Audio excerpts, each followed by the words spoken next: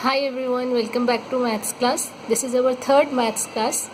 So as usual on the agenda today we have homework and recap. Formula chart, we'll be discussing what to write on the formula chart. You all are aware what is formula chart. We used to leave 2 pages before the starting of any chapter. Hope you all have left before this. And after that we'll be discussing mode for ungrouped data and group data. Then I'll be showing you the formula for mode for group data. I'll be showing you one tip or trick you can say to remember the formula. Then based on the formula we'll be starting our next exercise, that is exercise 14.2, and in this video we'll be doing question number 1 and 2. Based on this you will be doing your homework. So today you will be doing in classwork only these 2 questions with full practice.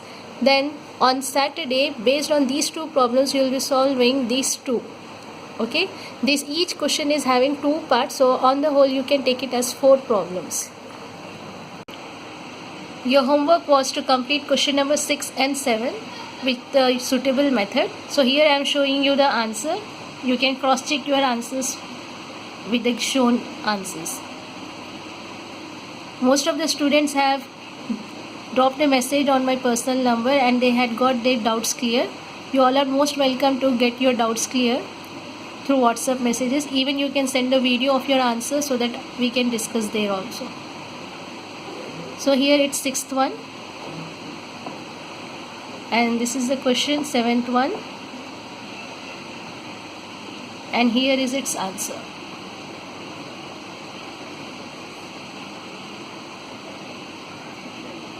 Let me make it very clear, whatever method you choose, you should get the same answer. You will get the same answer.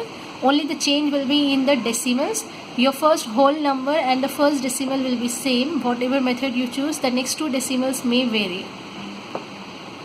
So it doesn't matter if they vary, because at times you can take the round off number and get your answer.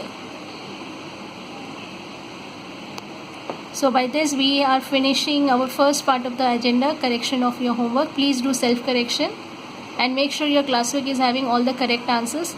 No problem if you have done a problem wrong and you are doing the correction there, but do it very neatly and put the heading as self-correction, SC as abbreviation.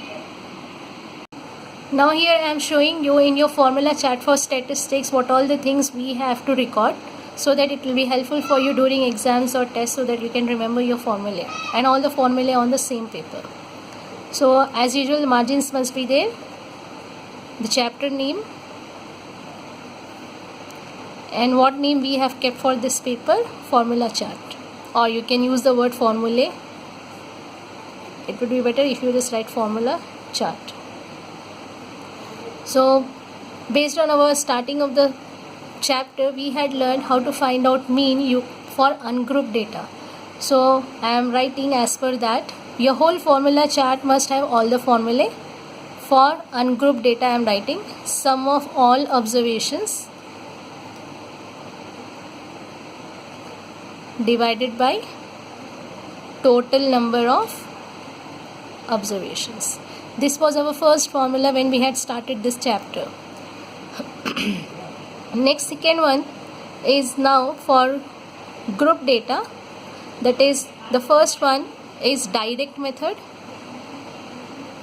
I am writing all the formulae using the tip which we had discussed, so that it is easy for you. Even in your exam you can try out the same method to list out your formulae. Next one was assumed mean method. After every side heading you can leave some space and put your tips which we had discussed, so it will help you a lot in writing the formula. Now as a student I am writing step deviation method. These all comes under finding out mean. Let's start what all we have discussed. Mean is represented by the letter x bar, and summation fi and summation fi was same for every formula. Only the thing here is xi. Next here it starts with a and ends with d. So here mean will be equal to a plus d. Starts with a, ends with d, and these 2 parts always remain same whatever be the formula. Okay, Next, step deviation method, it's a build on for the previous one. Again the same thing, x equal to a plus summation fi. What was the change we had discussed? That is ui into h. So this is how your formula chart should look like.